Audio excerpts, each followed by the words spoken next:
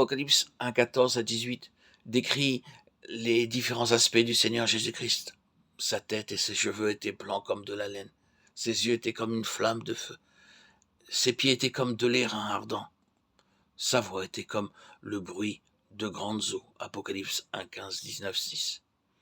Ésaïe 30, 21 dit « Tes oreilles entendront derrière toi la voix. » Dans Roi 19, 12, 19, Dieu parle à la fois dans un murmure doux et léger et avec une voix tonnante.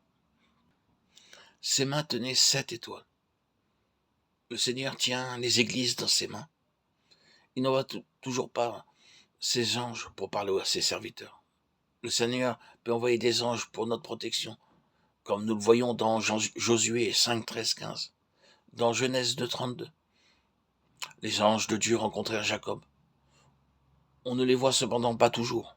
Le Seigneur permet que nous traversions des épreuves, mais en toute occasion, nous sommes gardés par sa main. De sa bouche sortait une épée aiguë à 2 tranchants. Dans Hébreux 4, 12, la parole de Dieu est comparée à une épée aiguë à 2 tranchants. C'est par la parole de Dieu que nous triomphons du diable, comme nous le voyons dans Éphésiens 6, 17, aussi bien que dans Matthieu 4, 3, 7, 10. Le Seigneur Jésus-Christ lui-même triompha du diable par la parole de Dieu. Finalement, son apparence était comme le soleil lorsqu'il brille dans toute sa force. Dans Malachie 4, 2, le soleil de justice désigne le Seigneur. Tous les germes microbiens sont tués par le soleil.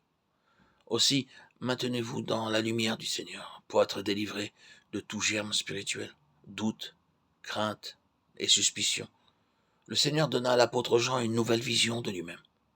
Présenter Christ non seulement dans son enseignement, mais aussi dans sa beauté et sa gloire céleste. Apocalypse 19, 16 révèle comme le roi des rois et le Seigneur des seigneurs. Le livre de l'Apocalypse contient un message particulier pour la fin des temps.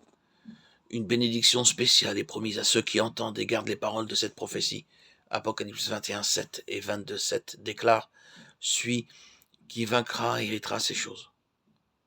Ce livre nous enseigne comment vaincre. Dans le chapitre 2, le Seigneur Jésus est vu au milieu des églises. Matthieu 16, 18. Le chapitre 2 et 3 montrent comment le Seigneur Jésus-Christ a vaincu le diable. Le diable se présente de 4 façons. 1 Pierre 5, 8, comme un lion rugissant.